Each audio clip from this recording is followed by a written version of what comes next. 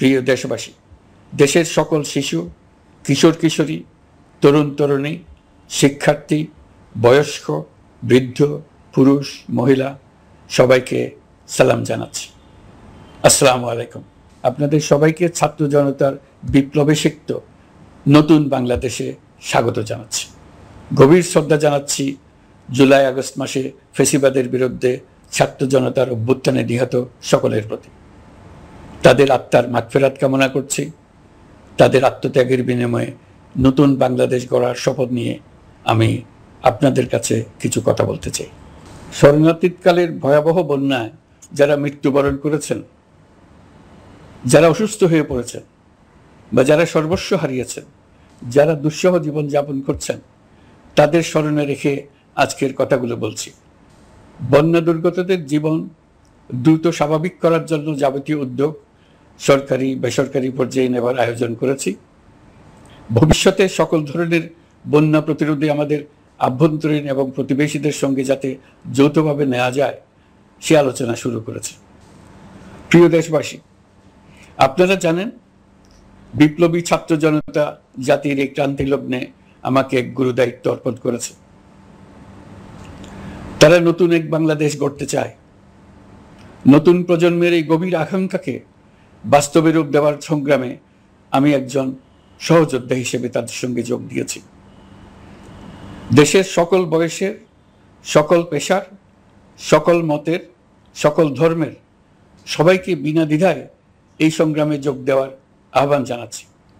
প্রিয় দেশবাসী, লক্ষ লক্ষ শহীদের রক্তের বিনিময়ে এবং লক্ষ লক্ষ মা বোনের আত্মদানের বিনিময়ে যে বাংলাদেশ আমরা পেয়েছিলাম তা ফেসিবাদ এবং স্বৈরাচারের হাতে ধ্বংস হয়ে গেছে।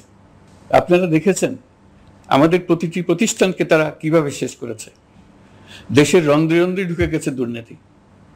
এমন এক দেশে আমাদের দেশ রূপান্তরিত হয়েছে যেখানে স্বৈরাচারের পিয়নও দুর্নীতির মাধ্যমে 400 কোটি টাকার সম্পদ করার মতো অকল্পনীয় কাজ করে গেছে নির্বিবাদে। শিক্ষা খাতকে পঙ্গু করে দিয়েছে। ব্যাংকিং ও শেয়ার বাজার খাতে লুটপাট, প্রকল্প ব্যয়ে বিশ্ব রেকর্ড, অবাধ সম্পদ পাচার, আইন শৃঙ্খলা রক্ষাকারী সংস্থাকে নিজ দলের পুতুলে রূপান্তর, বাক স্বাধীনতা হরণ, মানবাধিকার হরণ, এসবই হিমশৈলের অগ্রভাগ মাত্র। ক্ষমতা কুক্ষিগত করতে ফ্যাসিবাদী সরকার খর্ব করেছে জনগণের সাংবিধানিক ক্ষমতা ও অধিকার। দুঃশাসন, দুর্নীতি, অন্যায়, অবিচার, নিপীড়ন, বিচারের নামে প্রহসনের মাধ্যমে জনসুরক্ষা বিপন্ন করেছে। জনগণকে নির্যাতন, বঞ্চনা ও বৈষম্যের মুখোমুখি দাঁড় করিয়ে দিয়েছে। নতুন প্রজন্মের মানুষ সহ কোটি কোটি মানুষের ভোটাধিকারকে বছরের পর বছর হরণ করেছে। মানুষের এগিয়ে যাওয়ার পথে সকল ধরনের প্রতিবন্ধকতা তৈরি করে স্বৈরাচার তার নিজের, পরিবারের ও দলের কিছু মানুষের হাতে দেশের মালিকানা তুলে দিয়েছে। প্রিয় দেশবাসী, কিন্তু এই দ্বার প্রান্তে দাঁড়িয়েই আমাদের গড়তে হবে স্বপ্নের বাংলাদেশ। বৈষম্যহীন, শোষণহীন, কল্যাণময় এবং মুক্ত বাতাসের রাষ্ট্রের যে স্বপ্ন নিয়ে ছাত্র জনতা আন্দোলনে ঝাঁপিয়ে পড়েছিল, আমি তাদের সেই স্বপ্ন পূরণে অঙ্গীকারবদ্ধ। আপনাদের সবাইকে এই শুভলগ্নে তাদের স্বপ্ন পূরণে সমস্ত শক্তি নিয়ে এগিয়ে আসার আহ্বান জানাচ্ছি। তাদের স্বপ্ন আমাদের স্বপ্ন। জাতীয় জীবনে তরুণরা একটা মহা সুযোগ সৃষ্টি করে দিয়েছে। আমরা সবাইকে সুযোগ ব্যবহার করার কাজে এগিয়ে আসতে আহ্বান জানাচ্ছি। গণরোষের মুখে ফ্যাসিবাদী সরকার প্রধান দেশ ত্যাগ করার পর আমরা এমন একটি দেশ গড়তে চাই যেখানে প্রতিটি নাগরিকের মানবাধিকার থাকবে পুরোপুরি সুরক্ষিত। আমাদের লক্ষ্য একটাই, উদার, গণতান্ত্রিক, বৈষম্যহীন, অসাম্প্রদায়িক বাংলাদেশ। আমরা এক পরিবার, আমাদের এক লক্ষ্য। কোনো ভেদাভেদ যেন আমাদের স্বপ্নকে ব্যাহত করতে না পারে, সেজন্য আমরা প্রতিজ্ঞাবদ্ধ। বর্তমান সরকারের দায়িত্ব গ্রহণের মাত্র 2 সপ্তাহ শেষ হলো। কর্মযাত্রার প্রথম পর্যায়ে রাষ্ট্র সংস্কারের কাজে আপনাদের কাছ থেকে যে সমর্থন পাচ্ছি সেজন্য আন্তরিক ধন্যবাদ। আমরা অনুধাবন করছি যে আমাদের কাছে আপনাদের প্রত্যাশা অনেক। এই প্রত্যাশা পূরণে আমরা বদ্ধপরিকর। যদিও দীর্ঘদিনের গণতন্ত্রহীনতা, 15 বছরের ফ্যাসিবাদী শাসন ব্যবস্থা প্রায় প্রতিটি ক্ষেত্রেই আমাদের জন্য পর্বতসম চ্যালেঞ্জ রেখে গিয়েছে, কিন্তু এই চ্যালেঞ্জ গ্রহণে আমরা প্রস্তুত। আজ আমি সরকারের পক্ষ থেকে আপনাদের দোয়া ও সহযোগিতা কামনা করতে আপনাদের সামনে এসেছি। শুধু আমি বলবো, আপনাদের একটু ধৈর্য ধরতে হবে। এখনই সব দাবি পূরণ করার জন্য জোর করা, প্রতিষ্ঠানে ঢুকে ব্যক্তিবিশেষকে হুমকির মধ্যে ফেলা, মামলা গ্রহণের জন্য চাপ সৃষ্টি করা, বিচারের জন্য গ্রেফতারকৃত ব্যক্তিকে আদালতে হামলা করে আগেই এক ধরনের বিচার করে ফেলার যে প্রবণতা, তা থেকে বের হতে হবে। ছাত্র জনতার বিপ্লবের গৌরব ও সম্ভাবনা এসব কাজে ম্লান হয়ে যাবে। নতুন বাংলাদেশ গড়ার প্রচেষ্টা হতে ব্যাহত হবে। রাতারাতি এই পরিস্থিতি থেকে উত্তরণ কঠিন। নড়বড়ে এক কাঠামো, আমি বরং বলবো জনস্বার্থের বিপরীতমুখী এক কাঠামোর উপর দাঁড়িয়ে আমাদেরকে দেশ পুনর্গঠনের কাজে হাত দিতে হয়েছে। আমরা এখান থেকেই বাংলাদেশকে এমনভাবে করতে চাই যেন এদেশে জনগণই সত্যিকার অর্থে সকল ক্ষমতার উৎস হয়, বিশ্ব দরবারে একটি মানবিক ও কল্যাণকর রাষ্ট্র হিসেবে সমাদৃত হয়। তরুণ প্রজন্ম, শিক্ষার্থী ও জনতার আত্মত্যাগের প্রতি সম্মান জানাতে রাষ্ট্র সংস্কারের কাজে সফল আমাদের হতেই হবে। এর আর কোনো বিকল্প নেই। প্রিয় দেশবাসী, আপনারা ইতোমধ্যে জেনেছেন জুলাই আগস্ট মাসে গণ অভ্যুত্থানে বল প্রয়োগ ও হতাহতের যে দুঃসহ ঘটনা ঘটানো হয়েছে তার স্বচ্ছ তদন্ত করতে জাতিসংঘের মানবাধিকার কমিশনের প্রধানকে বাংলাদেশে এসে তাদের তদন্ত শুরু করতে আমরা আমন্ত্রণ জানিয়েছি। তদন্তের এই প্রক্রিয়া এই সপ্তাহে শুরু হবে। তাদের প্রথম দল ইতিমধ্যে এসে গেছে। আমরা ইতিমধ্যে ছাত্র জনতার বিপ্লবকে নস্যাৎ করতে যে শত শত মিথ্যা ও হয়রানিমূলক মামলা দায়ের করা হয়েছিল তার অধিকাংশ প্রত্যাহার করেছি এবং আটক ছাত্র জনতার মুক্তি লাভের ব্যবস্থা করেছে। পর্যায়ক্রমে মিথ্যা ও গায়েবী সকল মামলার ক্ষেত্রে অনুরূপ ব্যবস্থা গ্রহণ করে মানুষকে দুঃসহ ভোগান্তি থেকে মুক্ত করা হবে। ন্যায় বিচার নিশ্চিত করতে গণ অভ্যুত্থানের সকল শহীদ পরিবারকে পুনর্বাসন করবে। সকল আহত শিক্ষার্থী ও জনতার চিকিৎসার সম্পূর্ণ ব্যয় সরকার বহন করবে। সেই লক্ষ্যে স্বাস্থ্য মন্ত্রণালয়ের নেতৃত্বে উপদেষ্টা পরিষদে বৈষম্য বিরোধী ছাত্র আন্দোলনের প্রতিনিধিত্বকারী 2 জন উপদেষ্টার সহায়তায় একটা পূর্ণাঙ্গ তালিকা প্রস্তুত করা হবে। এই কার্যক্রমের জন্য এবং গণ অভ্যুত্থানের শহীদদের স্মৃতি ধরে রাখতে সরকার অতি দ্রুত জুলাই গণহত্যা স্মৃতি ফাউন্ডেশন নামে একটি ফাউন্ডেশন প্রতিষ্ঠা করার প্রক্রিয়ার শেষ পর্যায়ে এনেছে। আপনাদের সবার এবং বিদেশে অবস্থানরত ভাই বোনদের অনুদান এই প্রতিষ্ঠানে পাঠানোর জন্য অনুরোধ করছি। আমি ব্যক্তিগতভাবে এই প্রতিষ্ঠানের চেয়ারম্যানের পদ গ্রহণ করেছি। প্রিয় দেশবাসী, আপনারা লক্ষ্য করেছেন দায়িত্ব গ্রহণ করেই আমাদেরকে আইন শৃঙ্খলা অঙ্গনে অস্থির পরিস্থিতি সামাল দিতে হয়েছে। আপনাদের সহযোগিতা ও সমর্থনে দেশপ্রেমিক সকল আইন শৃঙ্খলা রক্ষাকারী বাহিনী কাজে যোগ দিয়েছে। ফ্যাসিবাদী সরকার প্রশাসনের চরম দলীয়করণ করার ফলে বিপুল সংখ্যক কর্মকর্তা কর্মচারী দীর্ঘদিন বৈষম্যের শিকার হয়েছেন। আমরা ইতিমধ্যে সংশোধনমূলক ব্যবস্থা গ্রহণ করতে আরম্ভ করেছি, তবে প্রশাসনকে গতিশীল রাখতে এবং একই সাথে সুনির্দিষ্ট পদ্ধতি অনুসরণ করে সঠিক সিদ্ধান্তে উপনীত হতে সময় প্রয়োজন।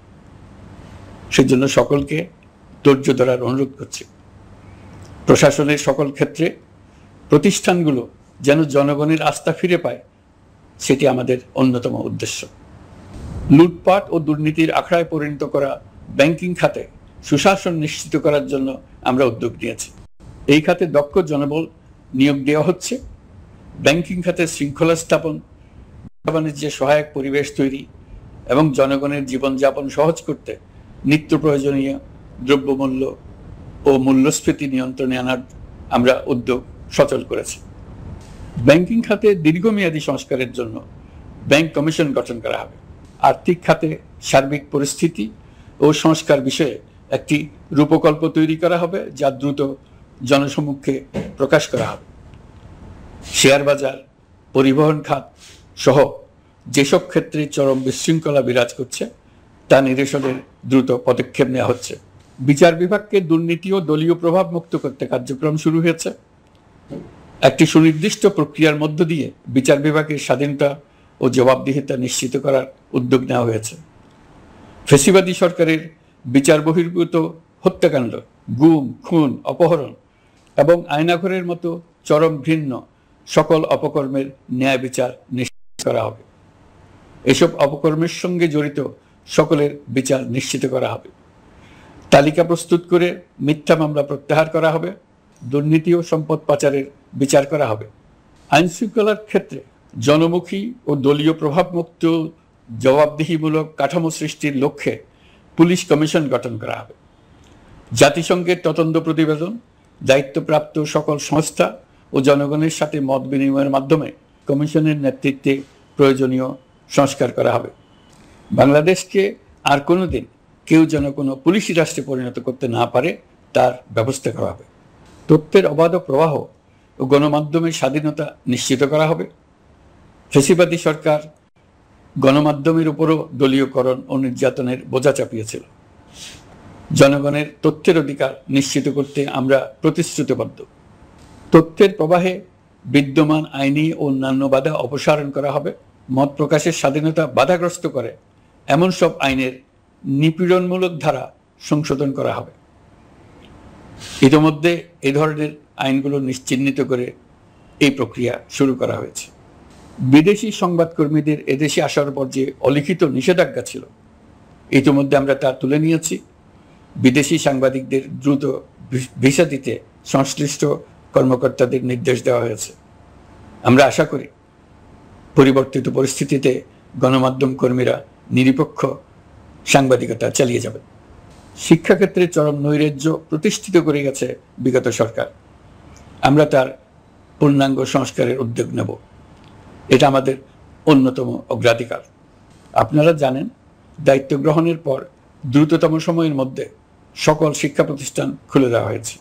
শিক্ষার্থীদের জন্য সৃজনশীল, নিরাপদ ও ভীতিমুক্ত পরিবেশ নিশ্চিত করা আমাদের অঙ্গীকার। একই সাথে পাঠ্যক্রমকে যুগোপযোগী করার কাজও দ্রুত শুরু করা হবে। গণতন্ত্রকে সুসংহত করতে স্থানীয় সরকার প্রতিষ্ঠানগুলোকে শক্তিশালী করা হবে এবং ক্ষমতার বিকেন্দ্রীকরণ নিশ্চিত করা হবে। ছাত্র জনতার গণঅভ্যুত্থানকে সফল পরিণতি দিতে প্রশাসন, বিচার বিভাগ, নির্বাচন কমিশন ও নির্বাচনী ব্যবস্থা, আইন শৃঙ্খলা খাত এবং তথ্য প্রবাহে প্রয়োজনীয় সংস্কার সম্পূর্ণ করে অবাধ ও সুষ্ঠু অংশগ্রহণমূলক নির্বাচন আয়োজন করা হবে। এর লক্ষ্য হবে দুর্নীতি, লুটপাট, গণহত্যার বিরুদ্ধে একটি জবাবদিহিতামূলক রাজনৈতিক বন্দোবস্তের সূচনা। বর্তমান সরকার দুর্নীতির বিরুদ্ধে স্পষ্ট অবস্থান গ্রহণ করেছে। আমাদের সকল উপদেষ্টা দ্রুততম সময়ের মধ্যে তাদের সম্পদের বিবরণ প্রকাশ করবেন। পর্যায়ক্রমে এটা সকল সরকারি কর্মকর্তাদের ক্ষেত্রেও নিয়মিত এবং বাধ্যতামূলক করা হবে। রাষ্ট্রীয় পর্যায়ে দুর্নীতির বিরুদ্ধে ব্যবস্থা গ্রহণে সংবিধানের ৭৭ অনুচ্ছেদে প্রতিশ্রুত ন্যায়পাল নিয়োগে অধ্যাদেশ প্রণয়ন করা হবে। এবার কৃষি খাতের কথা একটু বলে। কৃষি নির্ভর বাংলাদেশে কৃষকের স্বার্থ যেন সুরক্ষিত, কৃষক যেন তার উৎপাদিত পণ্যের ন্যায্য মূল্য পায় তা নিশ্চিত করা হবে। প্রবাসী শ্রমিকরা যেভাবে বৈষম্য বিরোধী ছাত্র জনতার আন্দোলনকে সমর্থন দিয়েছে, মুক্তিকামী জনগণ তা কৃতজ্ঞ চিত্তে স্মরণ করে। তাদের প্রতি সকল পর্যায়ে সম্মানজনক আচরণ নিশ্চিত করা হবে। বাংলাদেশের স্বাস্থ্য খাত অন্যতম দুর্নীতিগ্রস্ত খাত। জনগণের জন্য পর্যাপ্ত স্বাস্থ্যসেবা নিশ্চিত করার লক্ষ্যে স্বাস্থ্য খাতে প্রয়োজনীয় সংস্কার করা হবে। এই খাতে সংশ্লিষ্ট সকলকে জবাবদিহিতার আওতায় আনা হবে। হাসপাতালগুলোকে আধুনিকায়নের উদ্যোগ নেওয়া হবে এবং সেখানে সরকারি ডাক্তার সহ বিশেষজ্ঞদের নিয়মিত উপস্থিতি নিশ্চিত করা হবে। স্বাস্থ্যসেবা যাতে নির্দিষ্ট কিছু অঞ্চলে কেন্দ্রীভূত না থাকে, দেশের সব অঞ্চলের মানুষ সমান স্বাস্থ্যসেবা পায়, সে লক্ষ্যে প্রয়োজনীয় উদ্যোগ নিতে আমরা বদ্ধপরিকর। বর্তমান প্রজন্ম অনেক বেশি সচেতন। বিশ্বের বিভিন্ন প্রান্তে ঘটে যাওয়া পরিবর্তন বিষয়ে তারা ওয়াকিবহাল শুধু নয়, তারা নেতৃত্ব দিচ্ছে। তারা যে উন্নয়নের স্বপ্ন দেখে তা টেকসই এবং পরিবেশ বান্ধব, প্রকৃতি ধ্বংসকারী উন্নয়ন নয়। শুধু জিডিপি একটি দেশের উন্নয়নের মাপকাঠি হতে পারে না। নদী, নালা, খাল, বিল আর দূষিত করে যে উন্নয়ন হয় তা দীর্ঘমেয়াদী টেকসই নয়। জীবাশ্ম জ্বালানির বিরুদ্ধে পরিবেশবাদীদের সাথে আমাদের সরকারের অবস্থান সামঞ্জস্যপূর্ণ। জলবায়ু পরিবর্তন রোধ করতে এবং আগামী প্রজন্মের জন্য সুস্থ একটা পৃথিবী রেখে যেতে কার্বন নিঃসরণ শূন্যের কোঠায় নামিয়ে আনার বিকল্প নেই। আমাদের সরকার পরিবেশ ও জলবায়ু রক্ষায় সর্বোচ্চ গুরুত্ব দেবে। এই কার্যক্রমে তরুণ সম্প্রদায়কে সম্পৃক্ত করা হবে। ইতোমধ্যে বিভিন্ন রাষ্ট্র ও জাতিসংঘ বর্তমান সরকারের কর্মসূচির প্রতি সমর্থন ব্যক্ত করেছে। আমরা সকল রাষ্ট্রের সাথে বন্ধুত্বপূর্ণ সম্পর্ক বজায় রাখব। আমাদের পররাষ্ট্রনীতির ভিত্তি হবে পারস্পরিক আস্থা, বিশ্বাস ও সহযোগিতা। আমরা মানবাধিকার আইন সহ সকল আন্তর্জাতিক আইনের প্রতি শ্রদ্ধাশীল। আমাদের পক্ষ থেকে গুম বিষয়ক আন্তর্জাতিক চুক্তির পক্ষরাষ্ট্র হওয়া সহ বিভিন্ন পদক্ষেপ নেওয়া হয়েছে। ইতিমধ্যে পক্ষভুক্ত এমন সকল আঞ্চলিক ও দ্বিপাক্ষিক চুক্তি ও সমঝোতা বাস্তবায়ন করে যাব। আমাদের সরকার রোহিঙ্গা সমস্যার বাস্তবসম্মত সমাধানের লক্ষ্যে আন্তর্জাতিক সম্প্রদায়ের সাথে কাজ করে যাবে। আমরা জাতীয় ঐক্যে বিশ্বাসী। প্রয়োজনীয় সংস্কারের লক্ষ্যে রাজনৈতিক ঐক্যের মধ্য দিয়ে নিশ্চিত করা হবে নারী, শিশু, প্রতিবন্ধী, ধর্মীয় সংখ্যালঘু, আদিবাসী সকলেই এদেশের নাগরিক এবং সমান আইনের সুরক্ষার অধিকারী। তাদের সকলের মানবিক অধিকার সহ অন্যান্য সকল অধিকার নিশ্চিত করার উদ্যোগ নেওয়া হবে। এই জন্য আমি উপদেষ্টা পদমর্যাদা সম্পন্ন একজন বিশেষ সহকারী নিয়োগ দিয়েছি, যার দায়িত্ব হবে জাতীয় সংহতি উন্নয়ন। বন্যা কবলিত এলাকার সকল মানুষের দুর্ভোগ লাঘবে সরকার সঠিক সহায়তা দেওয়ার জন্য সরকারের যত কার্যক্রম আছে তাদের সচল করেছে। ইতিমধ্যে উপদেষ্টাবৃন্দ বিভিন্ন এলাকার দায়িত্ব নিয়ে এলাকায় গেছেন। আমার কার্যালয়ে একটা নিয়ন্ত্রণ কক্ষ স্থাপন করা হয়েছে। বন্যা পরবর্তী কার্যক্রম নেওয়া হয়েছে। ভবিষ্যতে বন্যা নিয়ন্ত্রণের জন্য করণীয় কি স্থির করার জন্য পদক্ষেপ নেওয়া হচ্ছে। দেশপ্রেমিক সেনাবাহিনী, পুলিশ, বিজিবি, র্যাবকে গুম নির্যাতনের কাজে লাগিয়ে তাদের কলঙ্কিত করা হয়েছে। তারা দেশের গৌরব। তাদেরও কিছু অতি উৎসাহী সদস্যের কারণে পুরো বাহিনীকে আমরা কলঙ্কিত দেখতে চাই না। আমরা অপরাধীদের চিহ্নিত করতে চাই এবং তাদের শাস্তি দিতে চাই, যেন ভবিষ্যতে কারো হুকুমে দেশপ্রেমিক কোনো বাহিনীর, পুলিশের, র্যাবের কোনো সদস্য হত্যাকাণ্ড, গুম ও অত্যাচারে জড়িত হওয়ার সাহস না করে। তাদের কাছে হুকুম যত বড় কর্তৃপক্ষের কাছ থেকে আসুক না কেন, তারা তা উপেক্ষা করবে। ভবিষ্যতে উপরওয়ালার হুকুমে এমন ঘৃণ্য কাজ করতে বাধ্য হয়েছে এমন ব্যাখ্যা কারো কাছে গৃহীত না হয় তার ব্যবস্থা করা হবে। আমি দেশরক্ষা বাহিনী, পুলিশ বাহিনী এবং অন্যান্য সহল বাহিনীকে নির্দেশ দিয়েছি তারা তাদের মধ্যে যারা হত্যাকাণ্ড, গুম, খুন বা শারীরিক মানসিক অত্যাচারে সরাসরি জড়িত তাদের চিহ্নিত করে বিচারের ব্যবস্থা করতে। যারা গুম হয়েছে, হত্যার শিকার হয়েছে তাদের তালিকা প্রস্তুত করতে। তাদের পরিবার সমূহকে সান্ত্বনা দেওয়ার ভাষা আমার নাই। তাদের জীবনে শান্তি ফিরিয়ে আনতে আমরা প্রচেষ্টা অব্যাহত রাখব। আমি সকল দেশরক্ষা বাহিনী ও আইনশৃঙ্খলা বাহিনীকে তাদের উপর জনগণের সম্পূর্ণ আস্থা ফিরিয়ে আনতে সকল পদক্ষেপ গ্রহণ করতে নির্দেশ দিয়েছি। গত 15 বছরের দুর্নীতি, অর্থ পাচার ও জনস্বার্থ বিরোধী চুক্তি স্বাক্ষর, প্রকল্পের নামে লুটপাট ইত্যাদি তথ্য নিয়ে একটি শ্বেতপত্র প্রণয়নের জন্য আমি ইতিমধ্যে একটি কমিটি গঠন করেছি। আমি বিভিন্ন দেশের রাষ্ট্রদূত এবং দাতা সংস্থার প্রতিনিধিদের সঙ্গে বৈঠক করেছি এবং করে যাচ্ছি।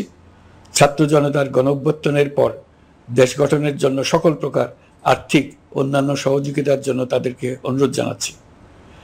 তারা এই ব্যাপারে আগ্রহ দেখাচ্ছে। তাদের কাছে আমাদের প্রস্তাব শুভ প্রণয়ন করে দ্রুত পাঠানোর ব্যবস্থা নিয়েছি। তাদেরকে অনুরোধ জানিয়েছি তারা যেন পরিস্থিতির কারণে অতি দ্রুত অর্থ ছাড় করার ব্যবস্থা নেন। তাদেরকেও বলেছি যে অবস্থার মধ্য দিয়ে আমরা যাচ্ছি তা যেমন একটি দুর্যোগপূর্ণ সময়, তেমনি এটা জাতির জীবনে মস্ত বড় সুযোগ। এই সুযোগকে যেন আমরা পূর্ণভাবে কাজে লাগাতে পারি, সেই জন্য তাদের সহযোগিতা চেয়েছি। এই গণ অভ্যুত্থানে বিদেশে অবস্থানকারী বাংলাদেশিরা অত্যন্ত গুরুত্বপূর্ণ ভূমিকা পালন করেছেন। জাতি তাদের অবদান বিশেষভাবে স্মরণ করবে। নতুন বাংলাদেশ গড়ার কাজে আমরা তাদের অংশগ্রহণ চাইব। আমাদের একটি লক্ষ্য হবে বিদেশগামী এবং প্রত্যাবর্তনকারী প্রত্যেক প্রবাসী শ্রমিককে মর্যাদা ও সম্মানের সঙ্গে দেশে আসা এবং যাওয়া নিশ্চিত করা। সে ব্যাপারে শিগগিরই পদক্ষেপ নেওয়া হবে। বিদেশে অবস্থানরত সকলের কাছে আমার আবেদন, তারা যেন তাদের অর্থ অফিসিয়াল চ্যানেলে দেশে পাঠান। দেশের অর্থনৈতিক সংকট উত্তরণে এই অর্থ বিশেষভাবে প্রয়োজন। কি কি ব্যবস্থা নিলে তাদের জন্য অফিসিয়াল চ্যানেলে অর্থ পাঠানো সহজ হবে সেটা সম্বন্ধে আমরা তাদের পরামর্শ নেব। সারা দেশ ঘুষের মহাসমুদ্রে নিমজ্জিত। কিভাবে ঘুষ থেকে আমরা মুক্ত হতে পারি তার জন্য আমাদের পরামর্শ দেন। শুধু এই কাজটা নিয়ে অগ্রসর হতে পারলেই আমি মনে করি দেশের জন্য এই সরকার একটা গুরুত্বপূর্ণ অবদান রেখে গেছে বলে স্মরণীয় হয়ে থাকবে। আমি কথা দিচ্ছি, এই ব্যাপারে আমি আমার সর্বশক্তি নিয়োজিত করব। আমাদের দায়িত্ব দেশের সকল মানুষকে একটি পরিবারের বন্ধনে আবদ্ধ করা। পরিবারে মতভেদ থাকবে, বাকবিতণ্ডা হবে, কিন্তু আমরা ভাই বোন, আমরা বাবা মা, আমরা কেউ কারো শত্রু না। কাউকে তার মতের জন্য শত্রু মনে করব না, কাউকে ধর্মের কারণে শত্রু মনে করব না, কাউকে লিঙ্গের কারণে শত্রু মনে করব না। আমরা সবাই সমান, কেউ কারো উপরে, কেউ কারো নিচে না। এই ধারণা আমরা জাতীয় জীবনের সর্বক্ষেত্রে প্রতিষ্ঠিত করতে চাই। একটা বিশেষ ব্যাপারে আমরা আপনাদের সহযোগিতা চাচ্ছি। আমাদের দায়িত্ব গ্রহণের পর থেকে প্রতিদিন সচিবালয়ে, আমার অফিসের আশেপাশে, শহরের বিভিন্ন স্থানে সমাবেশ করা হচ্ছে। গত 16 বছরের অনেক দুঃখ কষ্ট আপনাদের জমা আছে, সেটা আমরা বুঝি। আমাদের যদি কাজ করতে না দেন তাহলে এই দুঃখ গোছানোর সকল পথ বন্ধ হয়ে যাবে। আপনাদের কাছে একান্ত অনুরোধ, আমাদের কাজ করতে দেন। আপনাদের যা চাওয়া তা লিখিতভাবে আমাদেরকে দিয়ে যান। আমরা আপনাদের বিপক্ষ দল নয়। আইনসঙ্গতভাবে যা কিছু করার আছে আমরা অবশ্যই তা করব, কিন্তু আমাদেরকে ঘেরাও করে এই গুরুত্বপূর্ণ দিনগুলোতে আমাদের কাজে বাধা দেবেন না। সবাই মিলে তাদের বোঝান তারা যেন এই সময়ে তাদের অভিযোগের প্রতি দৃষ্টি আকর্ষণের জন্য আমাদের দৈনন্দিন গুরুত্বপূর্ণ কাজে বাধা না দেন। একটা বিষয়ে সবাই জানতে আগ্রহী, কখন আমাদের সরকার বিদায় নেবে। এটার জবাব আপনাদের হাতে। কখন আপনারা আমাদেরকে বিদায় দেবেন? আমরা কেউ দেশ শাসনের মানুষ নই। আমাদের নিজ নিজ পেশায় আমরা আনন্দ পাই। দেশের সংকটকালে ছাত্রদের আহ্বানে আমরা এই দায়িত্ব গ্রহণ করেছি। আমরা সমস্ত শক্তি দিয়ে দায়িত্ব পালন করব। আমাদের উপদেষ্টা মণ্ডলীও এই লক্ষ্যে উদ্বুদ্ধ হয়ে সবাই মিলে একটা টিম হিসেবে কাজ করে যাচ্ছি। কখন নির্বাচন হবে সেটা সম্পূর্ণ রাজনৈতিক সিদ্ধান্ত, আমাদের সিদ্ধান্ত নয়। দেশবাসীকে ঠিক করতে হবে আপনারা কখন আমাদেরকে ছেড়ে দেবেন। আমরা ছাত্রদের আহ্বানে এসেছি, তারা আমাদের প্রাথমিক নিয়োগকর্তা। দেশের আপামর জনসাধারণ আমাদের নিয়োগ সমর্থন করেছে।